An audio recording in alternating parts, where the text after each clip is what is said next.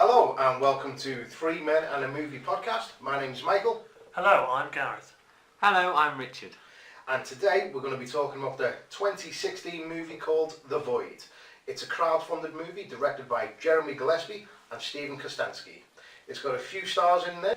But first of all, we're going to see what everyone's been watching this week. Would you like to start, Richard? Okay, yeah, this week I rewatched Jurassic Park: The Fallen Kingdom and thoroughly enjoyed it again. I know it wasn't everyone's favourite film, but I love it as a bit of 2-hour pure escapism. And on a similar vein, I also enjoyed Venom, because that's kind of the same kind of thing for me. Two movies I've not got around to watching yet. Oh, right. And I think...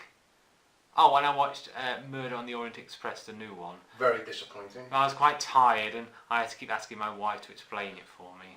Cinematography was fantastic. Yes. The acting was great, but the writing and the influence Kenneth Branagh had on it, and normally I love Kenny, he's a sound guy. Hamlet was fantastic, but I just think he lost a few of the elements of the Murder on the Orient Express. And his tash really annoyed me. It wasn't. I know Poirot has tash, but his tash wasn't the tash that you're used to.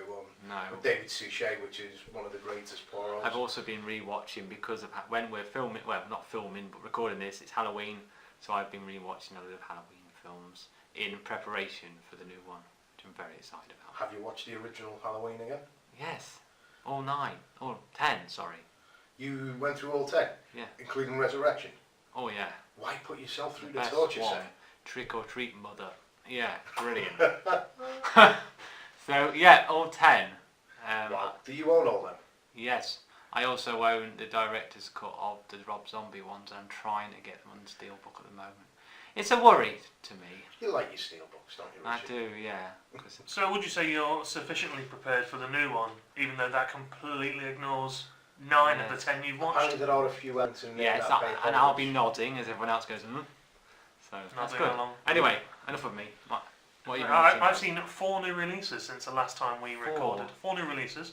A Star is Born, I don't know if you've heard of that. Yes, I've seen the remake, but not the original, but I haven't watched the new remake. Then I could not believe how good that was. Very surprised how good that was. I've seen First Man, the Neil Armstrong biopic. Yeah. I do want to see that, yes. It's a good film, just a little slow in places. I've heard it's very slow. A little slow in places, drags a little bit.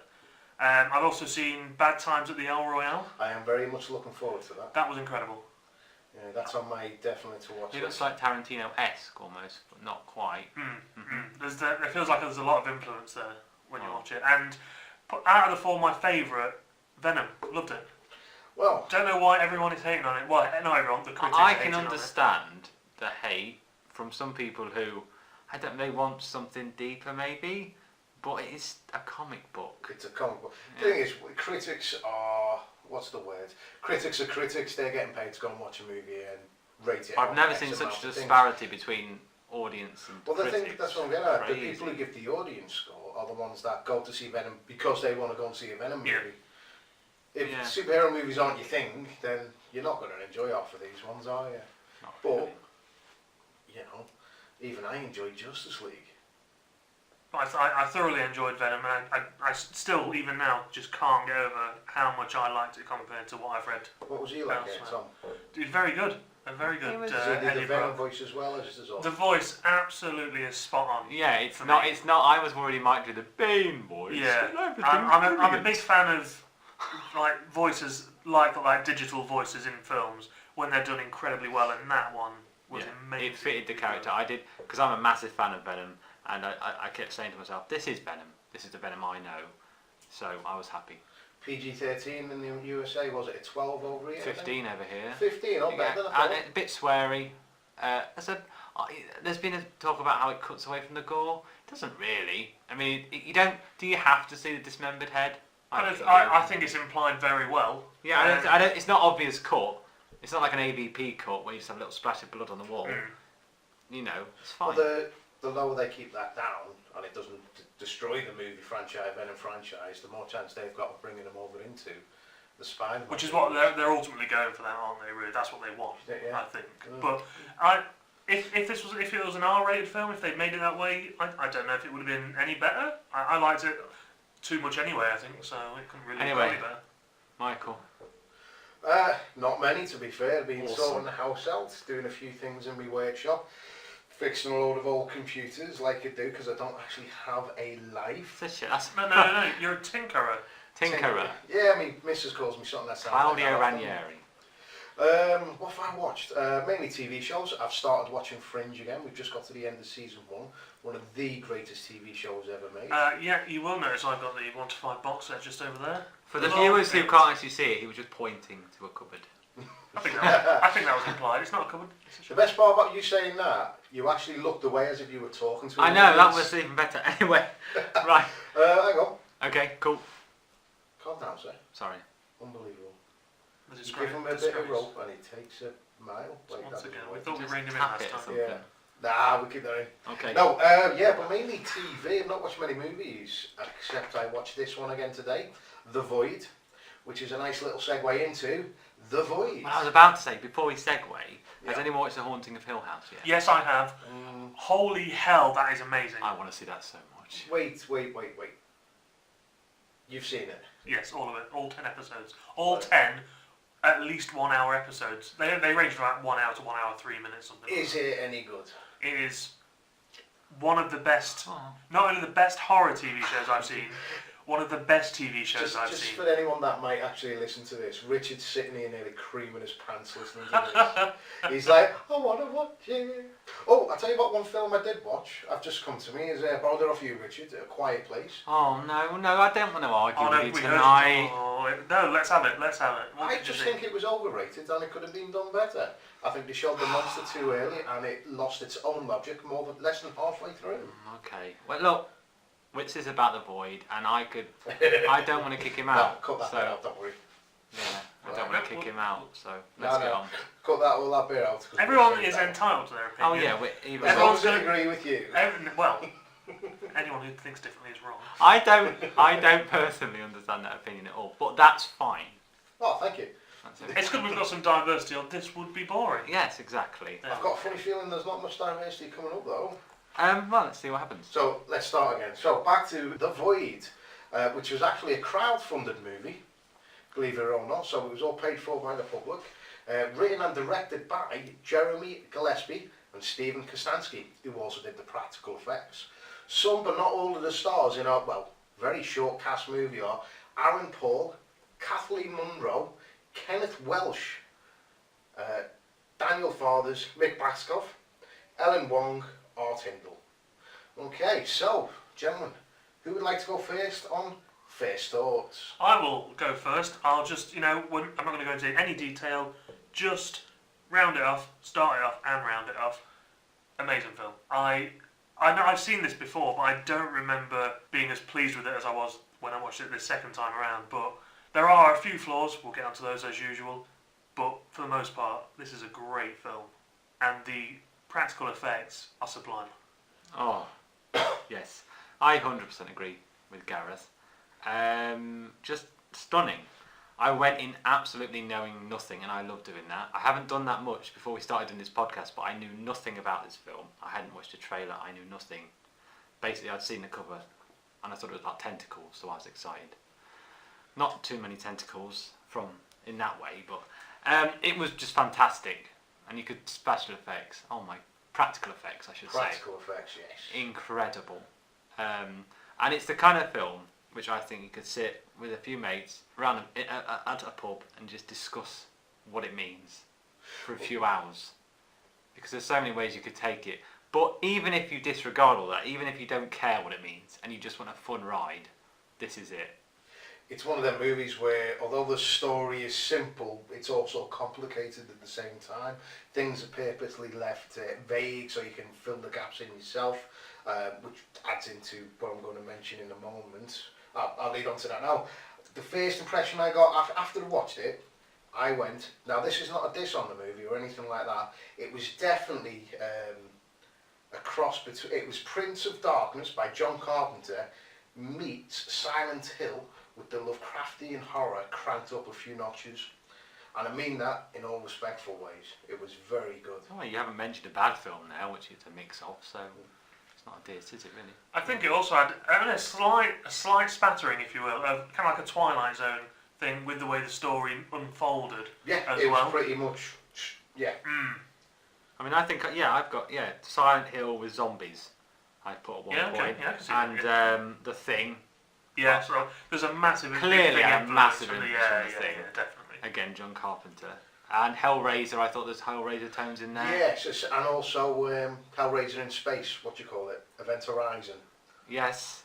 I love the Event I just thought Horizon. you meant the Space Hellraiser. Yes. For a second there. There is that as well. Well, yeah. But Event Horizon, I love that. Oh, That's do you know what we great should do film. for anybody who does like Lovecraftian horror or John Carpenter horror?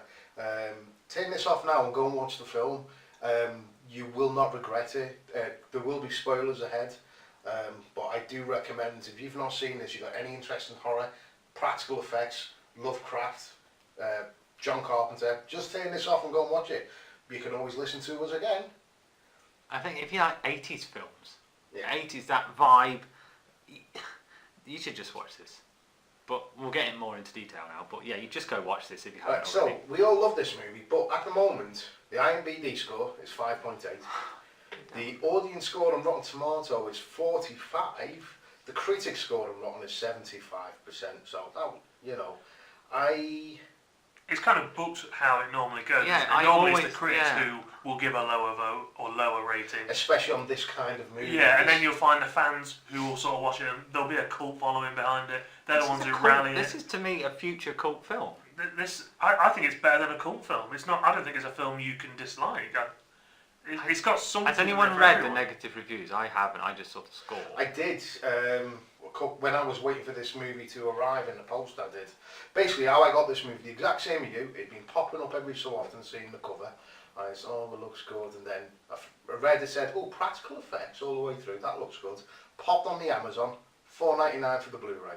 Clicked, booked it, and then I read some of the reviews. So that was a while ago. But I don't. If you like horror, I can't see much wrong with this.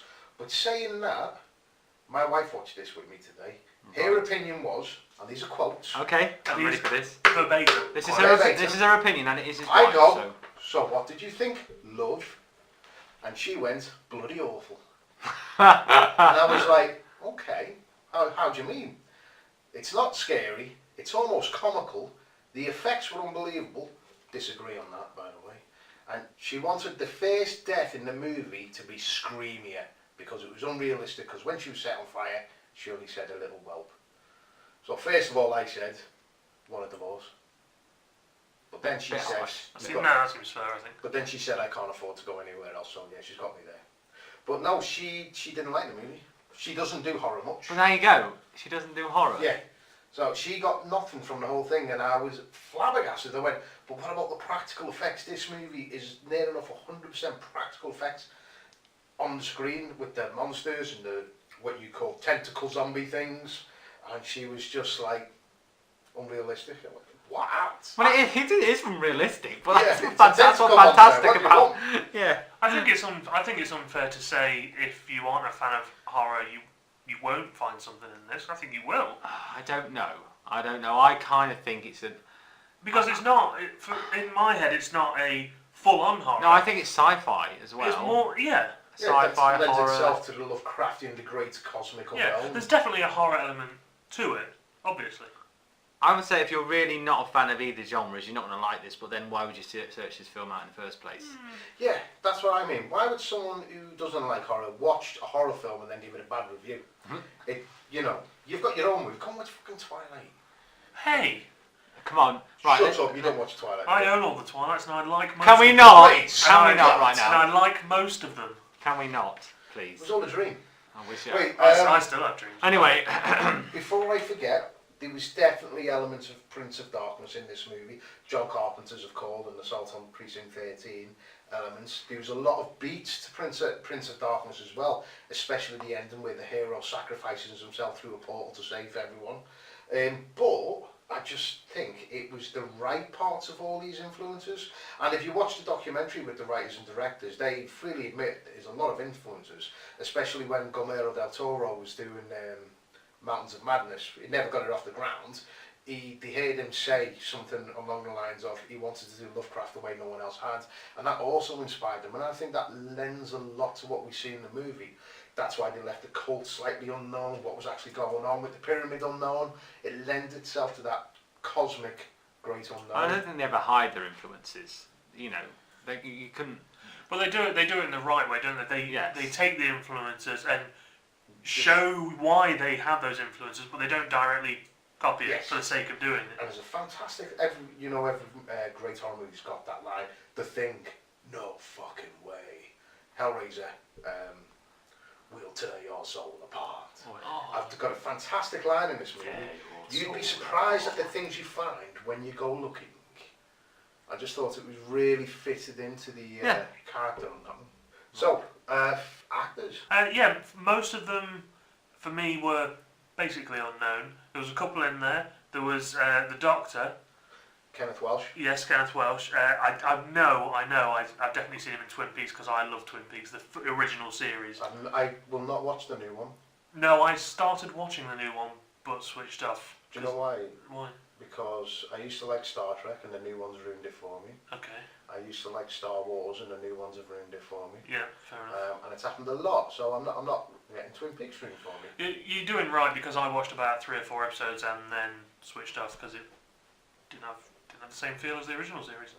Anyway, I segued you into the Sorry, yes. I recognised him, and also the young nurse who was trying to deliver the baby. Ellen Wong. Yes, I recognised her. I know her from another one of my favourite films, Scott Pilgrim vs. the World. She She was Knives in that, Out. wasn't she? Yeah.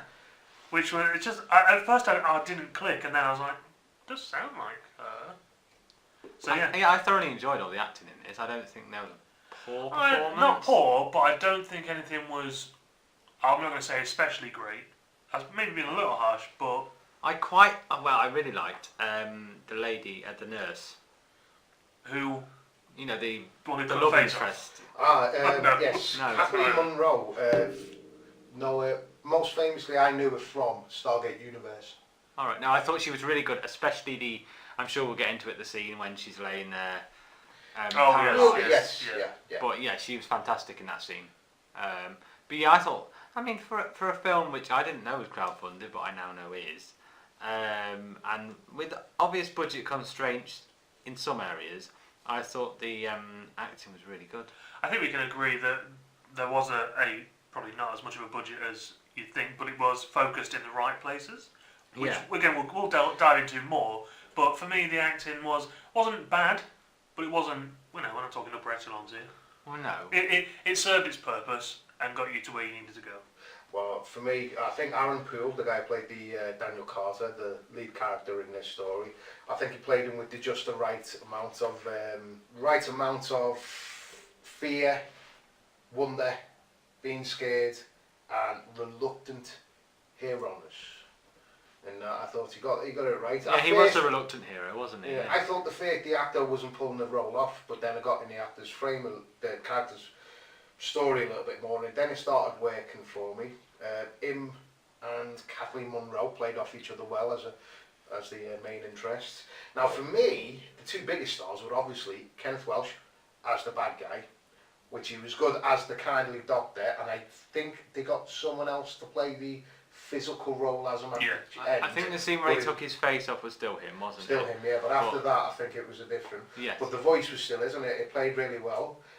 But the other one was, I don't know if you've noticed, Art Hindle was in it as Mitchell the Trooper, who's been in 200-300 different things from years. Did you recognise the Trooper? No. He is quite a big actor. It was nice to see him in something again. He hasn't been anything big since probably late 70s, mid 80s maybe, but I did recognise his face straight away. But yeah, the actors for me all worked. I liked Ellen Wong in it as the reluctant trainee nurse. Her character worked. She had a little story arc of her own trying to survive. I was going to say that all the characters had a real nice story arc to them. I thought for a film that's 80-85 minutes long, they all went somewhere. It was fast but not rushed. The whole thing was very fast into it, but it wasn't rushed. Apart from the sheriff, who appeared for about 5 minutes. That's Art. That's the Trooper. There wasn't really any cannon fodder, if you know what I mean. They were all you know, if someone did die, it meant something because they all had a good character. Whereas you assumed he'd stay around for a while. Well, I got the impression... Oh, sorry, go on. No, you carry on. I got the impression that characters in there was to show Daniel Carter, the lead guest, that he was just trying to live up to his father's shoes. Yeah, I think that was probably just to put that Yeah. slant on his character. But I think every death there was in this actually meant something because I really liked all the characters. I don't think there was one which I thought, oh, I'm a bit annoyed with you. You would think the young nurse was going to get annoying, but Yes. she wasn't. You would think, you would really think there was, in nearly all of these movies, is that one character that you're like, oh, someone just killed that one already. Yeah. But no. Yeah. I thought that's how I'd feel when, I'm going to call them the renegades, the two guys who came in, who knew more than the rest. The father and the son, even though they're not related to Dan, as the father and the son in Yeah. the credits. But when they came in, I was like, oh, these two are going to be, he's going to get on my nerves till they die. But when the older chap died, I was thoroughly shouting at the screen saying, please no, because I loved him. Well, they played... Go on, sorry. Go on. One of my favourite, that actually comes into one of my favourite scenes. I'm going to splash on it now a little bit. It's when he's down, he pours the alcohol on him, and when he gets the one they called the son to set him on fire, when he sets the flare off, you can see his wife and child. Yes, I know, that was so creepy. And I thought that was a really nice touch to it. That didn't have to do, but it was a nice touch, that one. Because I watched this twice. I watched it once fully awake, and then I watched it last night in preparation for this, not fully awake. Kept dropping off, not because I don't like the film, but because it was 11:30 and I'm old. But then that shot came and I was like, I don't really remember that. And because I was quite, not only, it was quite a tender touch, but also it's quite creepy at the same time when you watch it. Like, did I just see that? Which I love in horror films, when you get something like that, where you're like, did I just see that? And don't whiz it back because it spoils it. But that, I love bits like that. So that was great. But we'll move on to that when we get to our favourite scenes. I'm going to take a leaf out of your book, Michael, slightly. Just going to splash on a couple of things. You'll possibly disagree, both of you.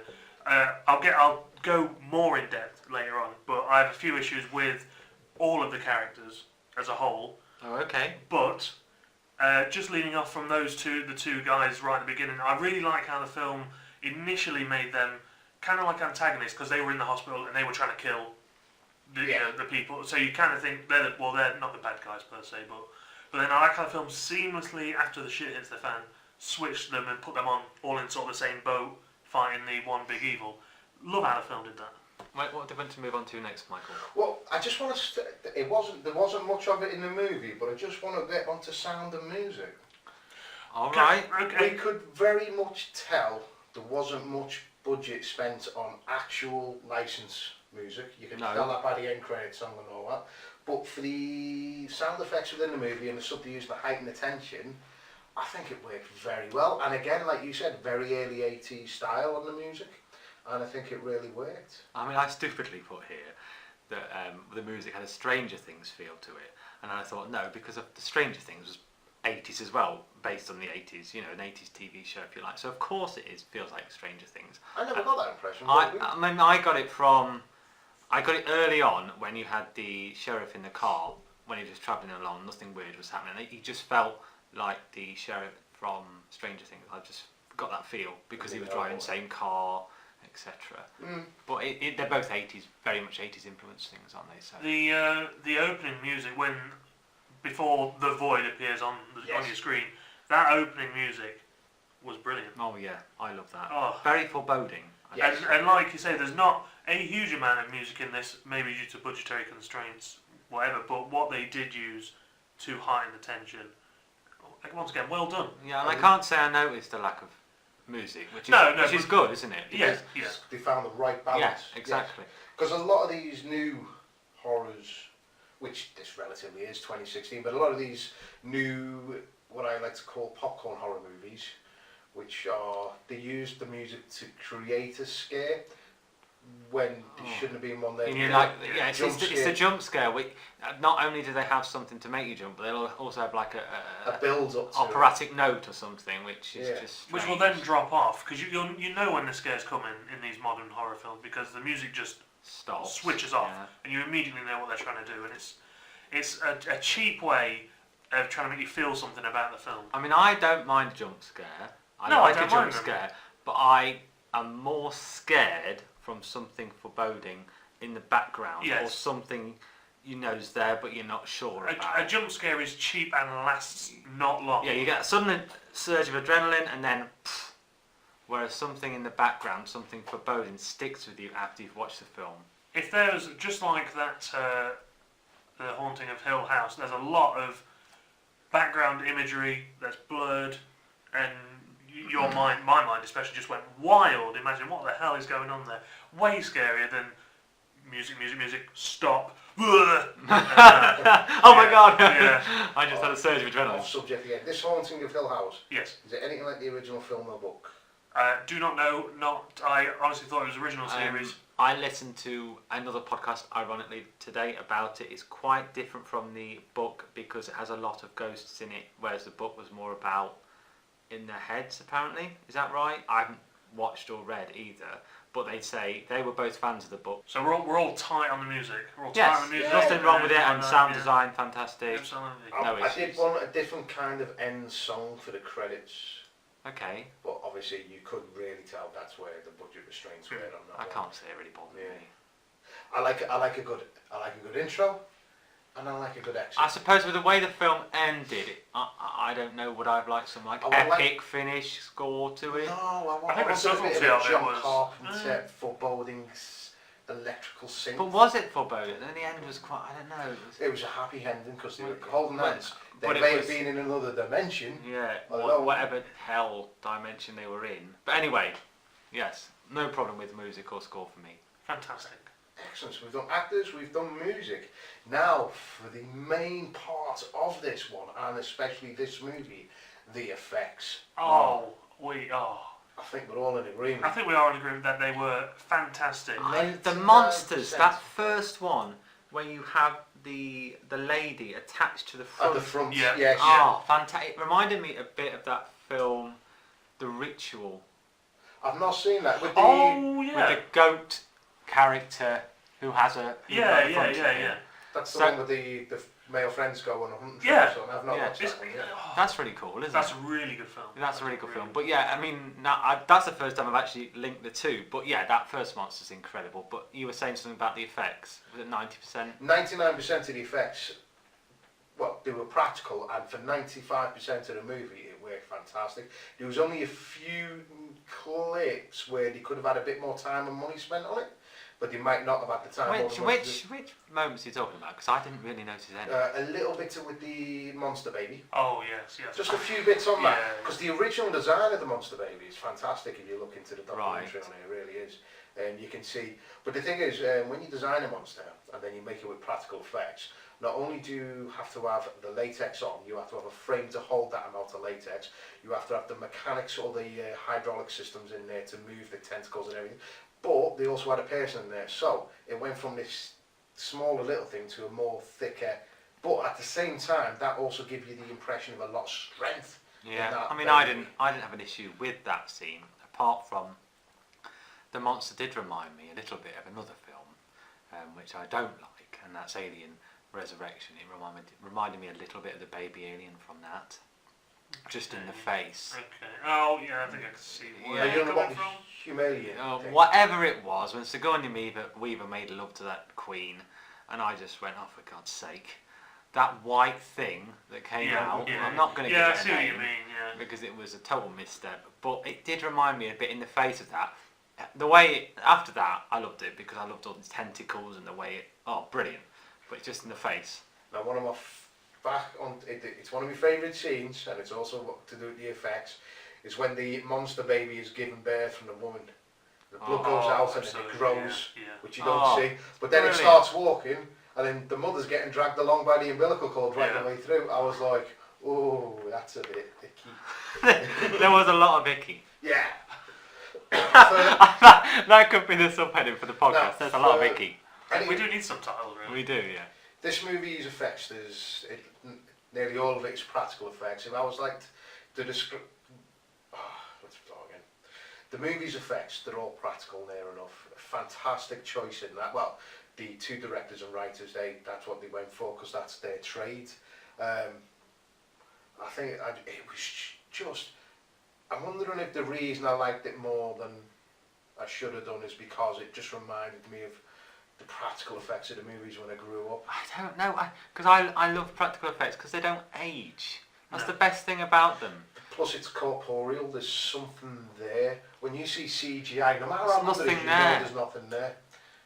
I mean, It's hard to explain. I always look at the Alien films. Like Aliens, I watch that now. Now I know it has aged a little bit, but those models are so beautiful. And then you watch Covenant, which I like. What? Can we stop arguing? We should do a podcast on just arguing about films. But I like Covenant. I thought that's what we were doing. I also like Prometheus. What? But in Covenant especially, the last 10-15 minutes when he tries to make it a bit more like an Alien film, and there's a CGI alien on top of the ship, I'm just not that scared because it's not real. So I always think practical effects are the way to go. And even this film did it so well with constraints, so it always befuddles me why some people would just choose CGI. If this movie, which has got no budget compared to those films you just mentioned, can pull off something like that, why can't these $100 million? Well, exactly. I was just thinking that exact same thing, and then in my head I'm tussling with, okay, yes, they have the money to do that, but also these bigger films, they need money almost. They need to rake in money almost straight away. I think it's time. Exactly. That's what I was thinking. But if it was up to me and I was the judge during execution, it'd be practical effects 100%. I think anyone name right horror film or not a horror film which is mostly CGI that you're going to be able to watch 10 years afterwards and it's going to be okay still. Maybe. Event Horizon, a lot of them are already dated. I really like Event Horizon. That's a a really fantastic good film. film. A Quiet Place has a lot of CGI in it, monster-wise. I loved it, and we could talk about that, but We could talk about I don't think there is. Don't get me wrong, CGI's got a fantastic place in movies. It really does, because it can make places look... Great So- CGI is fantastic. Great CGI you don't see. Well, this is There very we good. go. I like that. Thanks. But no, to be more serious.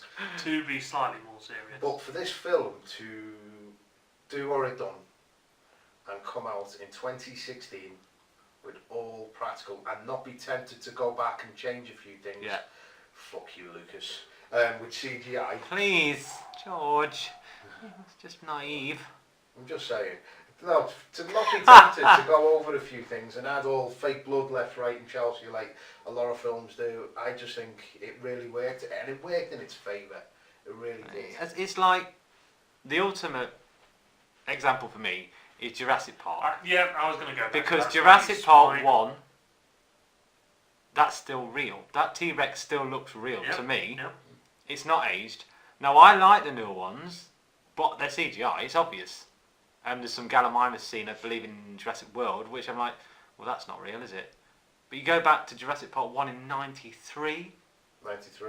still looks fantastic. It does, yeah. Because they used, it was the start of the CGI as well, so you would think that it'd be worse. They used practical and CGI. I was going to say, didn't they blend some Well, of yeah, that as Yeah, well? they blend some things in, yeah. But for the most part, they also used practical effects. And you're right, still now, to this day, 2018, it looks like a brand new film released today. Exactly. Anyway, Well, hold on, let's get down to brass tacks and start beating around the bush. The effects are amazing, but also, the effects alone are amazing, but then when you add in the way each scene's lit, yes. it really, really accents the practical effects. Which is what I sometimes say is like, I love John Carpenter, but the worst thing that ever happened to him was give him money. Certain directors and certain movies work better with restraints or barriers that they have to work around. Like they have to shoot this in the right way because it's practical effects. You couldn't just change things in post-production. So everything had to be organised. So your camera you had to decide where the camera angle's going to be, where the actors are going to be. I think there's a lot more planning in a movie like this, and the director can see it a lot more. Is that how you mean? I think you've hit the nail on the head with that. Yeah. Yeah. And you could tell that the team behind this, they loved this genre. They wanted to make this film, and that really helps when you're making a film. You go back to John Carpenter when he did Halloween. He was inspired by that project. He wanted to do it. Then they said we want a sequel straight away, and he couldn't be asked. He said he wrote it while he had a six-pack every day. I read that this week. He had a six-pack every day when he was writing the script. Didn't really want to do it. Stuck a load of gore in because that's what the studio wanted, and it isn't half the film. It isn't a quarter of the film that Halloween is. But yeah, you could tell the team behind this. They loved the project they were working on. And talking about the lighting, I thought it all had kind of a yellow tone to it, especially at the start, which maybe gave it a slightly aged feel, seeing if that's what we were going for. And there were some beautiful outside shots. I know there wasn't much outside, but when they were going to the cop car, there's a beautiful shot of all the cult members slowly raising their knives. Yeah. Fantastic lighting. And we talked about quite a lot in the Mad Men review about lighting in dark areas where it looks like it's just a big floodlight, whereas the dark areas in this, they were dark. You could still see everything, but the lighting was perfect. You knew it was in the dark. Yeah. Yes. Yeah, I see where you're coming from on that one, definitely. But yeah, the cinematography, fantastic. I mean, segue, do we want to go into our favourite scenes now, or...? Yeah. Yeah? Definitely. Do it. Because, well, I've got loads, but I have to say my favourite, I'm going to keep, because I know I waffle on. I want to know if your favourite is also mine. I don't know if it will be. Okay. Okay, it's a scene where he kills his wife with the axe. That's got on mine. Because I on second viewing, I thought, because we learned that the void can project images, is that right? It can make you see things that you desire and also make you act upon what you see to an extent. Yeah, because we see that with the father and the son. Yes. So we go and he sees his wife as she normally is, with whatever it is in her belly. Then he sees her with all these tentacles coming out of her, which is an amazing scene. Oh, absolutely. And we're talking Icky. That's Icky. But then we see him go back to the original vision of her normally. And I just had a harrowing thought when I watched it the second time. What if she is normal still and he kills her and she's fine? She's not got all those tentacles coming out. What if the void's making him? What if the void's making him? Oh, that's what a reversal that would be. Her in this disgusting state, so he kills her. Right. I don't know why the void would want him to do that, but I just thought maybe. I thought that was one of the most touching scenes in the movie. It is touching. Very touching. First time I was very emotional. Second time I was a bit. No, it might have been because I was knackered, but I just thought, is this real? And I also in that scene as well. It is one of my favourite. When he lifts the axe, the camera then goes outside of the room and then starts panning away. We didn't see anything, and that was great. That was great. For me, that was one of my favourites as well. I thought it was touching. They brought their characters together a lot, even though one of them then died with an axe. Well, she's alive at the end. Well, is she? Well, what? We don't know. Yeah. But yeah. Anyway, Gaz. Two particular scenes that really stood out quite early on in the film when one of the doctors gets taken away down a corridor and obviously a few people follow after him. That whole scene where the doctor gets infected and there's two cops there, and Beverly, that's it, the nurse, she takes him away, doesn't she? That whole scene, again, it lends itself to the effects and the lighting, but that whole scene where the tentacles are going in his mouth and in his body, and they're just stood there completely shocked. They have no idea what's going on. That scene I love. And then when he hacked him to bits, didn't they?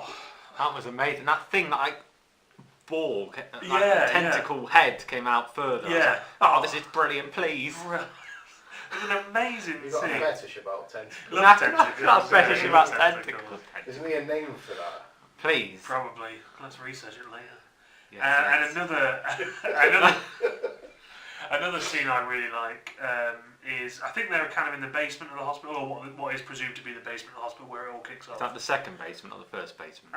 It's the one where the room is basically drenched in red. Oh yeah. The other dimension basement. Yeah, and there's all those. I call them. I know them now as like failed experiments or something. There's all the things just starting to come out. That one that's just hammering their head on the wall. They want to die, but they can't, and the frustration. You see the. That one that's just hammering his head through a pole over and over again, just turns. Oh, I'm like, oh god. That scene I think that's one of my favourite. In fact, the best scene for me in that film. I think It's that just scene was the incredible. best, one of the best Silent Hill scenes. That's not even though it's not Silent Hill. No, It's just that's where I put that scene. I put Silent Hill with zombies. Yeah. It's fantastic. better than that Silent Hill sequel anyway. Sure, me. But Is in it a film where there are a lot of good scenes, they're two of my personal highlights. I just want to rewatch the film. There is tons of scenes. So- I could talk for hours. I think it's a unanimous. This is a top or rated one for us, isn't it? The tension in the cesarean scene, Oh yeah. because it was coupled with the shootouts. Yeah, Your scene yeah. was slanted with the cesarean scene. Intercut. Slanted. What's that? And We create words. and the best bit was when the father stands up and says, "Please help her, throat slit." Yeah. Whoa. And you- Okay. I was surprised. Well, I was surprised and not surprised with that because I knew one of them was going to be bad, but I thought it was going to be the grandpa. I really did. Well, you did think, yeah, and it gives you that feeling. Because right, he was doesn't too it? nice. But it's the throat slip that when he drops down and she's behind him smiling. Oh goodness me. Yeah. It's time. So weird. So weird. And she's then in that trance for the whole of it until she realises this horrendous things inside of her, and then that's the point she realises, oh God, scary, really quite scary. Thinking back at it, you've got all the physical effects. You can see it as a sci-fi, but it is quite scary. Not just the effects are visceral, but the actual emotions on the act. It does come out a lot in them. It's a film about abortion, loss of children, the great unknown. Well, yeah, religion. there is that children because they've lost their child, haven't they? The I think nurses. there's 3 miscarriages or misbirths all the way through this. Yeah. No, the bad guy. Well, that's the other thing I wanted to get on to earlier on. I do apologise, going back a bit, is one of the things I liked about the actors, the characters, and the directing, and like you mentioned, the arc of the characters. The bad guy, Kenneth Welsh, Dr. Richard Powell, I think his name. Yeah. They explained, they had a story arc of how he got to the way he is, Yeah. the loss of his daughter, the desperation, and then the line, you'd be surprised at the things you find when you go looking, and how he found a way. And he thinks he's bringing his daughter back to life. And then there's the renegades who dropped that red shoe. The father and the son. I don't know why I keep calling them the renegades. They dropped the red shoe. I like that. It makes more sense than the father and the son. They have the red They're shoe, not don't related. they? Yeah. Is that his daughter's shoe? Yeah, because they said at one point he said that he'd also lost his daughter. I think, Yeah. At some point. And I don't know. Did they have to? Because there's the scene where the void projects the image in the house. Yeah. Is there a feeling that they've had to kill some of their family? Did they get taken over? I took that as that's why they know what's going on because they've obviously experienced it firsthand. Yeah, but so he had a loss of a child too. They all lost children, and I think it's that driven when something desperate happens like that. It's how it can drive you to absolute madness. Well, I kind of like that sort of split really as well. How you've got on one hand you've got the guy who lost his daughter and is fighting against the void and everything that comes from it, so to speak. And on the other hand, you've got the doctor who lost someone close to him, his daughter. Was it his daughter? Sorry, I don't know why I forgot that all of a sudden. Yes. He lost his daughter and sort of embraced Yeah, he's the void. given himself to Yeah. the void. Love. Oh my God, I love that sort of divide. That's amazing. At the end, you find out the void's just using them anyway. Exactly. Because when the monster baby, is born, he goes, "That's my daughter, isn't she beautiful?" or something along them lines. Yeah. And it's blatantly not. No, It's is not. it not? Or can he? There's no resemblance between them at all, I'm afraid. And this is what I'm talking about. How we're talking now is how I would imagine you could just sit Absolutely, for yeah. hours Yeah. and talk about this film. Again, goes back to, it's a very simple yet complicated story. You can just go and watch it as a straight up horror with a load of gore, and then you've got all the underlining tones I and arcs disagree of that it's simple because I'm not still sure what happened at the end. No, as in, it's they're trapped in a hospital because the cult's trying to kill them. There's a monster at the end. Okay. I mean, it's a simple All right then, setup, all but right. there's lots of stuff that then brought I to was it. just feeling like a bit thick because I didn't really understand the end at all. But I liked that. I think I understand it, but I'm not sure, if you know what I mean. Yes, and I think that's exactly what they were going for. Because they purposely left a lot of the cult and the pyramid vague. I read somewhere on my notes on this one. But I think that's part of what they're going for, because one of the main influences is Lovecraft on this, maybe a little bit of Poe with the characters and the lost love, but one of the greatest parts of Lovecraft stories is always the cosmic unknown. How if you got face to face with an alien, and you'd be so sent to madness because you couldn't understand it, because it is so alien. Because it's the alarm as well. Alarm playing throughout the world. I found that quite biblical. Yeah, because I'm assuming that this is happening everywhere. Do we think? No? I didn't get that impression, but... Okay. Yeah. Well, it is a film that will divide opinion in the way you think about it, because I had the feeling it was happening, because the father and the son at the start burn that lady, don't they? Well, it's such a large cult, like all those people outside the hospital, there's such a large amount of them, that part of me, I think, thought this must be bigger than this town, county. I'm not saying there's many voids, but I'm saying this cult is taking it's kind of over. the epicentre of it. Yeah, and this is the epicentre. Well, yeah, could be. But it could be. I don't think the director ever wanted you to have one opinion of this. And I think it definitely worked in their favour with that. Yeah, exactly. Brilliant. So we're quite vocal on what we like in this film. Yeah. Is there anything we don't particularly like? This could be a short Is it okay conversation. to move on to this? I'd be Or do you have more? No. I would be very interested in this bit, because it's overwhelming love for this film. Yeah.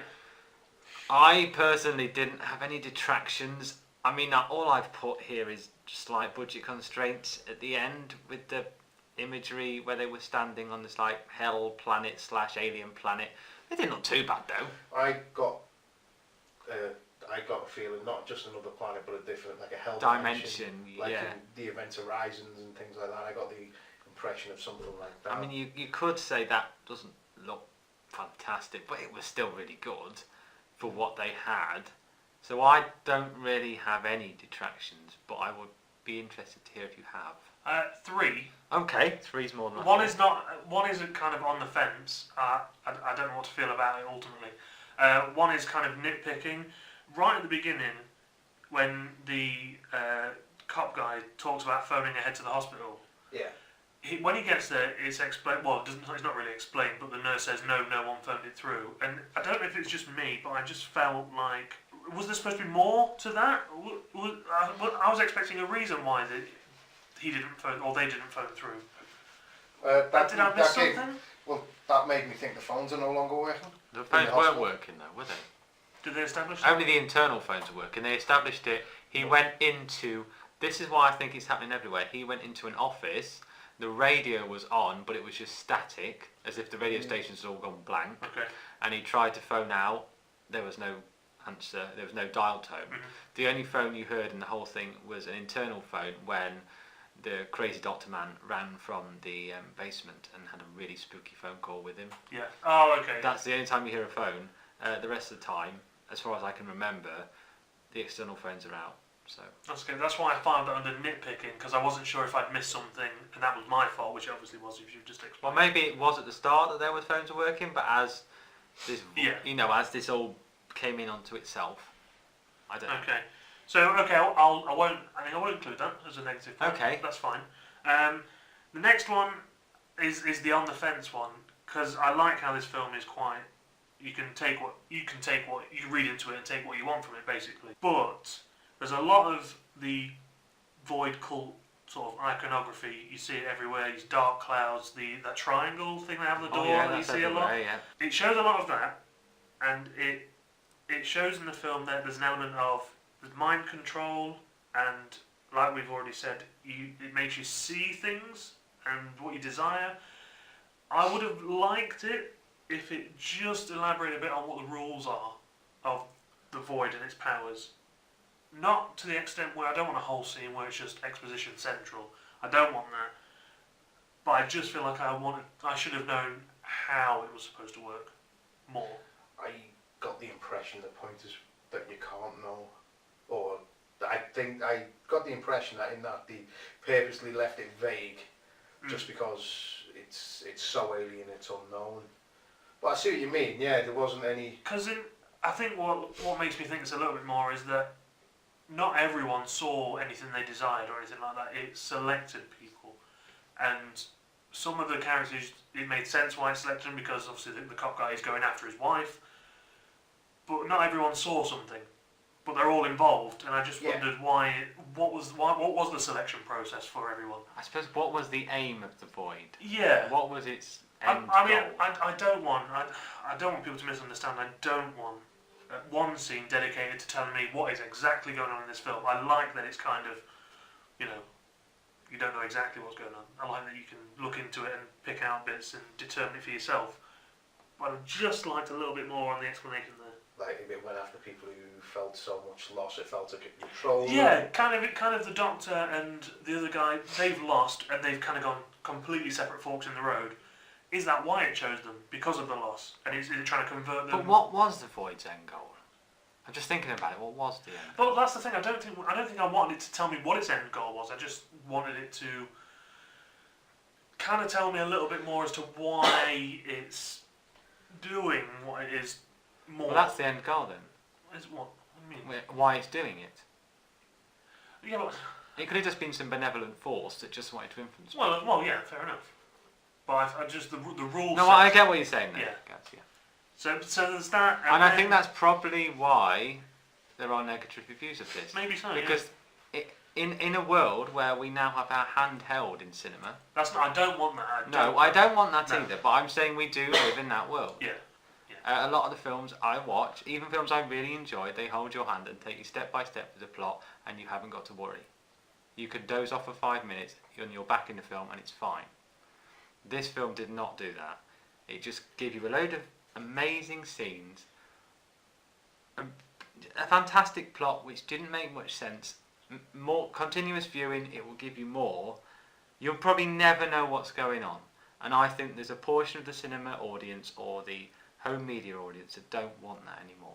They have grown up in a world where you get your hand held, and that's fine.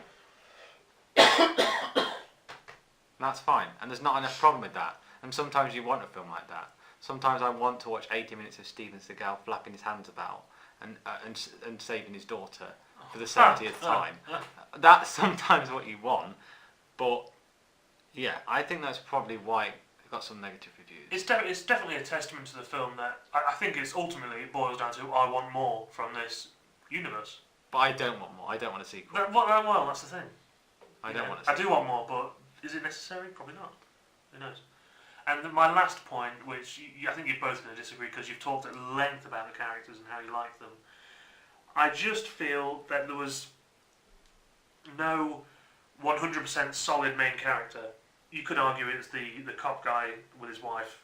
I get that, but I just feel like to me he wasn't defined as the protagonist, if you like. I like that about it. Yeah, but just the way the story carried out, how at the end it was him who sacrificed himself. I see what you mean. He was the defining end, wasn't he? For the way the story carried itself out, and then ended. No means the hero though. No. What I'm saying is how it ended in that it focused a lot on him. Everything kind of before that felt to me like again, not a bad thing, just like an anthology of each character's story, well arced, brilliant characters.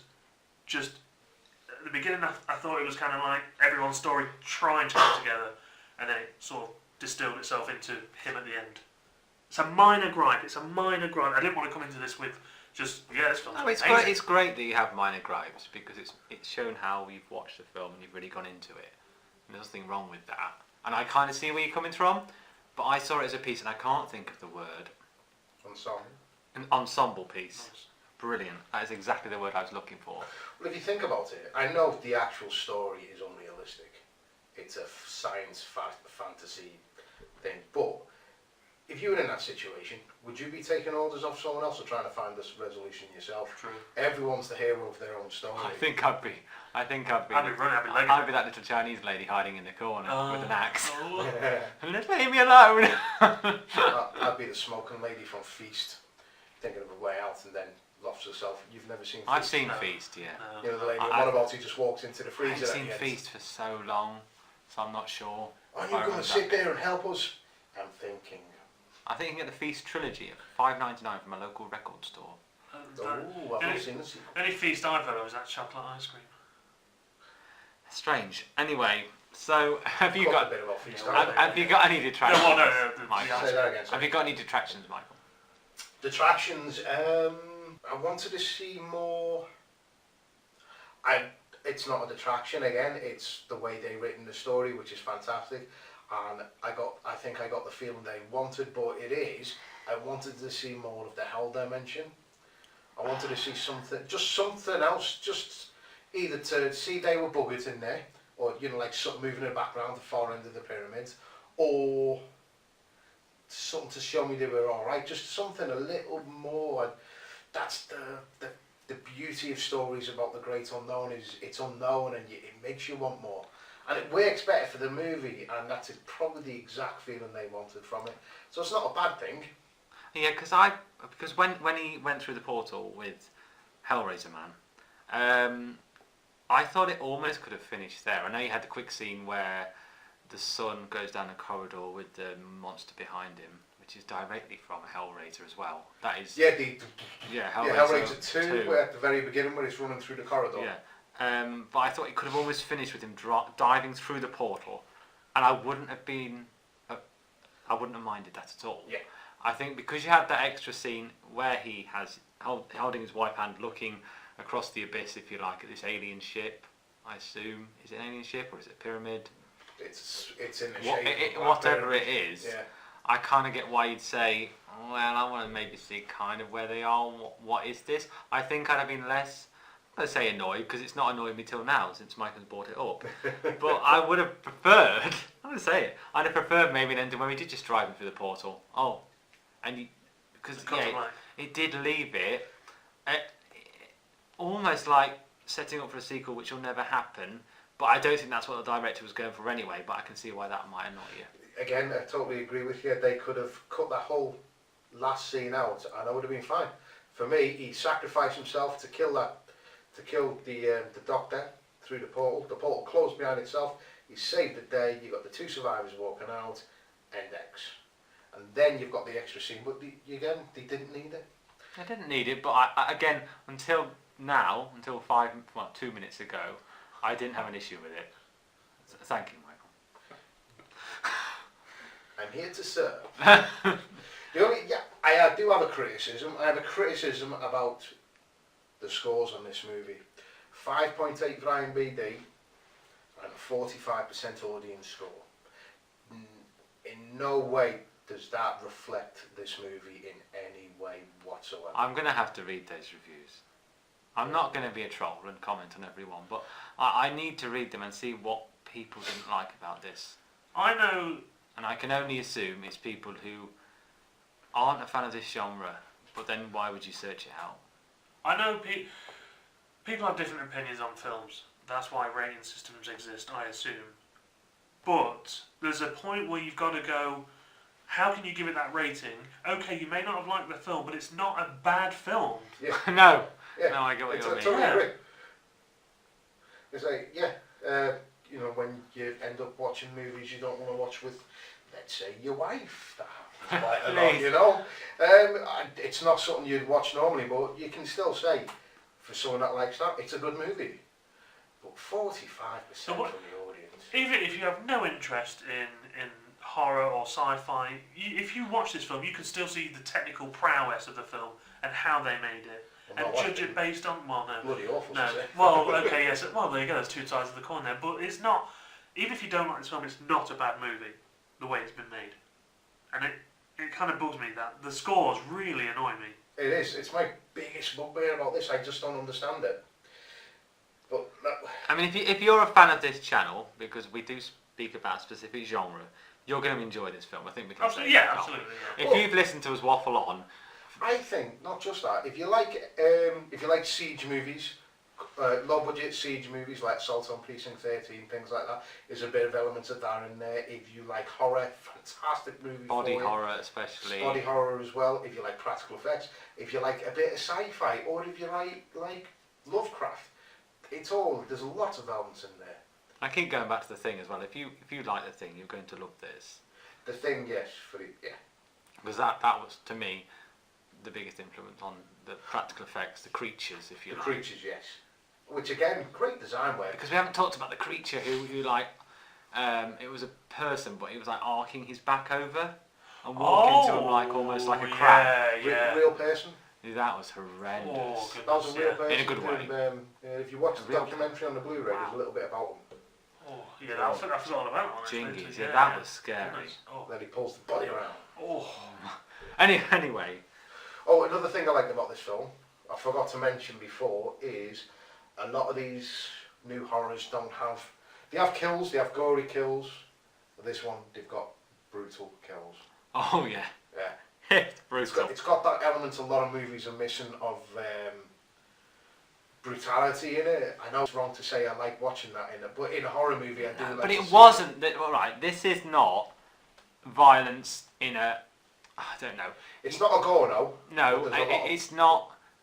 Oh, why are they showing that? There's no need to show it. This is, for instance, the death of the renegade, the older renegade. Yeah. That death is brutal. He has tentacles going into him. Into his chest. He tries to rip the face off and more tentacles go into him. But it isn't like a horrendous rape scene or someone being sliced apart with an axe and you see every little bit. Not that I like a slicing open with an axe now and then. But it's not there. It's not like that horrible white. I'm going to get that on a t-shirt. It's not something like, why are they filming this? It's like, it's a creature kill and the gore's there for a purpose. It's to show how horrendous. It never seemed gratuitous. No, that's the word, gratuitous. It's not there. Like, I mean, I like the Hostel films. They are gratuitous though. Yeah? I don't like that. To me, that's gore now. But yeah, but that's the different end of the spectrum. This is incredibly gory, but not in that way. Because I think probably it's not human on human violence for most of it, is it? It's this creature. Yeah, it is a creature feature now throughout most of the film. Well, it is, yeah. Yeah, and it's a fantastic one. I just can't. I can't verbalise how good I think this movie is for what it is. It's not going to win any Oscars, I'm afraid. No. It's really never, not. It wasn't made for that, was it? No, but for what it was made for, the writer and director have sat there wanting to make a certain kind of movie, and they've ticked every box for themselves, and I can appreciate that. They made their vision, and do you know what? It's a vision I liked. I think that's a perfect sum up. That's a great. I mean, I know we're supposed to each do a sum up, but that's a great summary. I can't beat that. I do like how it shows how good it was. We segued from our detractions. Right, we couldn't help ourselves. Just going back, yeah. All I'll say about it to round off, for me, it played like a greatest hits of horror. For me, it had parts of everything. It had Hellraiser, it had The Thing, it had great kills. It was a film I loved. I know we talked about not giving scores. No, I always do whatever you want. I always give 7 and above for everything.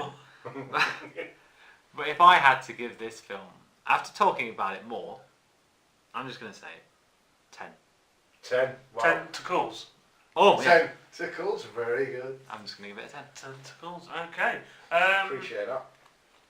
Well, my final thought, my Jerry Springer final thought of this film is, the one other thing I like about this film is how it unfolds, in that it starts off very, not tame, but in comparison to what happens at the end, it's very... It has, I almost at the second viewing, there is a slow bit in it for about 10-15 minutes. It's the only film I can recall right now that, as it goes along, it gets crazier the longer the runtime goes. I think 20 minutes in I wrote down, this feels like the third act of a crazy creature feature film, and we're already there, and it went from there. It's a very fast movie, but it's not rushed. No. It chronologically gets more batshit crazy as it goes along, and I love it for that. So out of Tentacles, based on... How many tentacles? Out of Tentacles, based on my detractions, which I'm going to own, yes, I'm going to give this a 9 out of Tentacles. 9 tentacles. 9 out of Tentacles. 9 tentacles. Yeah. Not 9 Wow. out. Not only did we get a score from Gaz, I got a high score. High score. I love this film so much. And he actually has an opinion that counts, unlike me, who gives the Steven Seagal directed video release 9 out of 10. So yeah. So we all have our guilty pleasure films. I would suggest I have too many. Mine is the 2004 The Punisher film. Mine's the That's not- 1990 Darkman. And that's not even a guilty pleasure of mine. I love that film. I don't care. Really admitted. Number one fan. Yeah. Julie. Oh, Fans will know what that means. I thought we were talking about the Punisher. Anyway, Not okay. Darkman, 1990. Please. Which Punisher? Sorry. The 2004 with Thomas Jane. All right. I love that film. Not the Dolph Lundgren one. No, I've never seen that film. I don't want. Or the Ray Stevenson one. Don't want to. Don't care. No, Ray Actually, Stevenson it's one's good. really No, good. sorry. Oh, it's fantastic. I've seen it and I don't like it. It's You said you haven't seen it. no, I was talking about the Dolph Lundgren one. Sorry. I may have jumped ahead to the Little Steven. bit. Because that was it? From what I remember, it's a bit more true to the comic, the latest one, the Ray Stevenson. Warzone story. Yeah. Yeah. Don't care. Don't It had care. it was a jigsaw Jigsaw, villain with all the yeah. bits of skin. Anyway, Anyway, I can literally we can talk about Punisher that. for hours. my final thought of this movie. I'm not going to give it a score, but if it did, how many tentacles? it'd be 9 and a bit. 9 and a bit. Nine and a little wiggle. And a sliced tentacle. Ooh. Now, the way I do recommend this though, there was a deal on Amazon after I watched it for the DVD. I bought for £1.98 pence each, and I bought 6. That's good. No, I spent £6. I bought 3. Sorry, I'm getting confused. I sent one to my dad and one to my mate, and I kept one to see if it was different from the Blu-ray.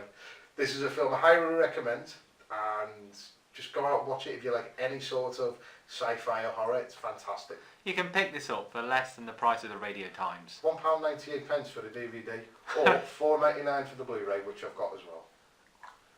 How much is the Radio Times? I think it's £2.50. I think. Yeah, I was going to say it's about £2.30. The Beano's £2 now. I don't remember the last The time I bought a Beano. magazine. I used to buy 25p. The Beano used to be £2. Now the you're Beano. showing your age. Yeah. It's not that long ago, is it?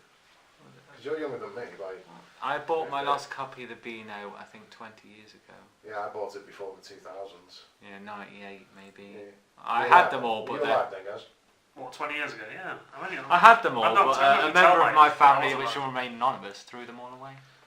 That's shocking. I know. Speechless. Even the one with the Backstreet Kids went bad. Oh. That was, that's quite worth quite a lot. Anyway, you've been listening to Three Men in a Movie. Slight bit of Uh, ad. There's going to be some massive let's cuts just- here. let's just- Because let's we've just go had Backstreet Kids, the Beano. Let's just go back all the way back And where are we going? and go ahead. Cut all the Beano stuff out. I might leave that in. I like the Beano. Slight bit of administration. Now we have only done. This is our 6th episode, I believe. We have a lost episode, which is arriving soon. At the minute Episode 4 is currently lost in the abyss. in the But we void. have got a search team out Last looking for episode. it. I love that. Everything has a lost We episode. currently have 3 up. 4 will be going up soonish, within the next few days. 5 will go up first. No, I can't do it out of chronological Got order. Oh, God. Can Anyway. we go back? Start again? No, anyway. Right. Anyway, we have 3 episodes up at the minute. 4 is coming, 5 is coming, and this will then be up also. A little bit of admin. We are a small channel, but we do have a Patreon. And I'm only mentioning it now. I'm only mentioning it now because I'm not saying give us money. I'm saying if you like what you listen to, if you disagree with our opinion, or if you share our opinions, but if you like what you're listening to, any donation, any amount is fine, and we appreciate that. That's all I want to say. And every few episodes, one winner from the Patreon will be pulled out of a hat and receive a copy of one of the movies. Oh, I like that idea. Yes, we'll run with that. Oh, okay, we're doing that, are we? Yeah. That's fine. Yeah, that's fine. Yeah. I like that. Yeah, no, that's Yeah, that's good. Yeah. Yeah, good idea. Word of warning, not the movie of your choice, probably. Though. fine. Whichever one costs us the less. Well, no, You'll all get Nightmare on Elm Street remakes. Signed by the Three Men in a Movie podcast. or we've got a box of those that we were sent to by the distributor because they can't shift them. So we've got that. they, Apparently can't it got sent away from the landfill. they actually liked our review because we gave it 3. Yeah, That's quite high for That's that. quite high. Yeah, we were quite generous with that. Anyway. And yeah, we got some great content from it for ourselves. We did. Yeah. We did, Yeah, so yeah. that was our first podcast, wasn't it? Yeah, That was that's amazing. podcast 0. Oh yeah, episode 0. That's the practice one. Yeah. Oh, good times. Because we never thought we'd get that much out of it. No, we did not. I do think we need to do the Friday the 13th remake. We Because do. I've not seen it yet. I really like And it. apparently it's really bad. Go on, you really like it? Yeah. Okay. Oh. No, okay. I gave it a 7. You always give it a 7. Anyway. Is your name Len? Yeah. Oh, good one actually. No. Well, topical. Dun, dun, dun, dun, dun, Strictly dun, Come dun. Dancing, Link. Oh. Jesus. That's a 7 from Len. We've got to appease all listeners. Sorry. Yeah, it is. Sorry. Well, that's why it's 3 of us and not just one of us. We're the housewife's favourite. Oh, Anyway, Anyway, Reader's Digest podcast. Is what I you can't see. wait for you do you to want to edit edit it. this? No, you're I'll going to edit edit this one. it. Yeah, I'll edit this. Right. Anyway, Michael, have you? Right. So, you've been listening to 3 Men in a Movie podcast. It's a goodbye from me, Michael. Goodbye from me. And it's goodbye from me.